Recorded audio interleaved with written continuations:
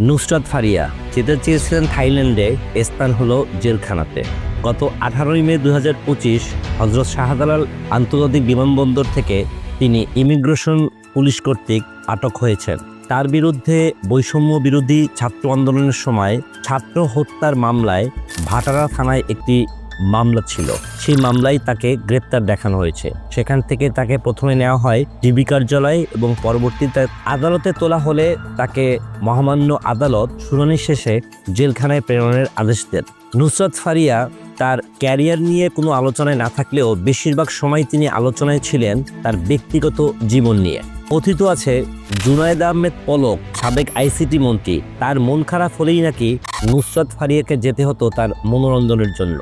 জুনায়েদ আহমেদ পলকের সাথে তার সম্পর্কটা এতটাই গভীর ছিল যে শেখ মুজিবুর রহমানকে নিয়ে যে বায়োপিক নির্মাণ করা হয়েছিল সেখানে শেখ হাসিনার চরিত্রে অভিনয় করতে সক্ষম হয়েছিল এই নুসরাত ফারিয়া। নুসরাত ফারিয়ার জন্ম চট্টগ্রামে, কিন্তু তিনি বড় হয়েছেন ঢাকা ক্যান্টনমেন্টে।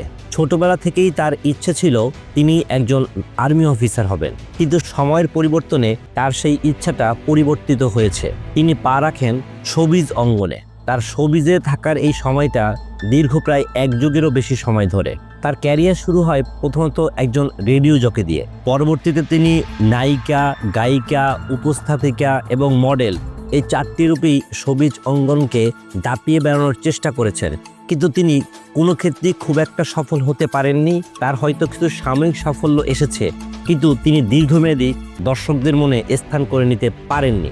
2012 সালে আরটিভিতে ঠিক বলছেন তো অনুষ্ঠান দিয়ে তার ক্যারিয়ারের শুরু হয়। ঠিক একই সময়ে তিনি এনটিভিতে ধামাকা কক্সবাজার নামে একটি অনুষ্ঠানে উপস্থাপনা করেন।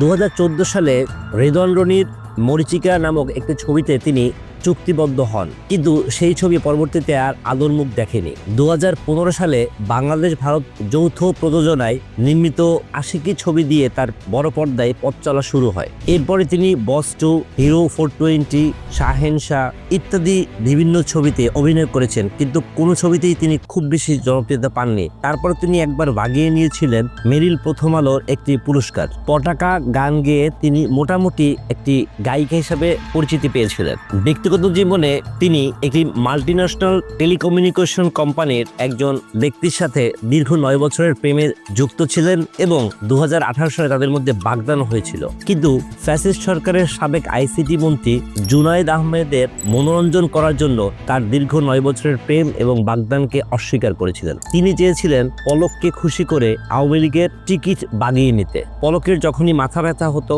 মন খারাপ হতো, তখনই তিনি পলককে খুশি করার জন্য, তাকে সুস্থ করার জন্য চলে যেতেন তার একান্তীয় গোপন রুমে। ফ্যাসিস্ট শেখ হাসিনা ক্ষমতা থেকে চলে যাওয়ার পর তিনি এই দেশবাসীর জনরোষে পড়েন। এরই মধ্যে তিনি একবার জাপানও গিয়েছিলেন এবং জাপান অ্যাম্বাসেডারের যে ফেসবুক, সেখান থেকে তাকে ওয়েলকাম করে একটা পোস্টও দেওয়া হয়েছিল, কিন্তু সর্বশেষ তার আর রক্ষা হলো না। গত 18ই মে তিনি হজরত শাহজালাল আন্তর্জাতিক বিমানবন্দর দিয়ে থাইল্যান্ড যাবার সময় গ্রেপ্তার হলেন। এখন অনেকেই দেখছি একজন শিল্পীকে কেন এভাবে গ্রেপ্তার করা হলো, কেন তাকে এইভাবে শাস্তির আওতায় আনা হলো, এ নিয়ে বিভিন্ন রকম কথা বলেছেন। ভাই, যে অপরাধী তিনি অপরাধী, তিনি শিল্পী হন, তিনি ক্রিকেটার হন, তিনি কোনো পীরাউলিয়া হন, যেই হন না কেন অপরাধী অপরাধী, তাকে অন্য কোনো ট্যাগ দিয়ে বাঁচানো যাবে না। এটাই হচ্ছে বাস্তবতা। সর্বশেষ যেটা বলতে চাচ্ছি, পলক যেহেতু এখন জেলখানাতে আছে আর নুসরাত ফারিয়া যেহেতু জেলখানায় গেলেন, দুজন মিলে হয়তো জেলখানাতেই তাদের মনোরঞ্জন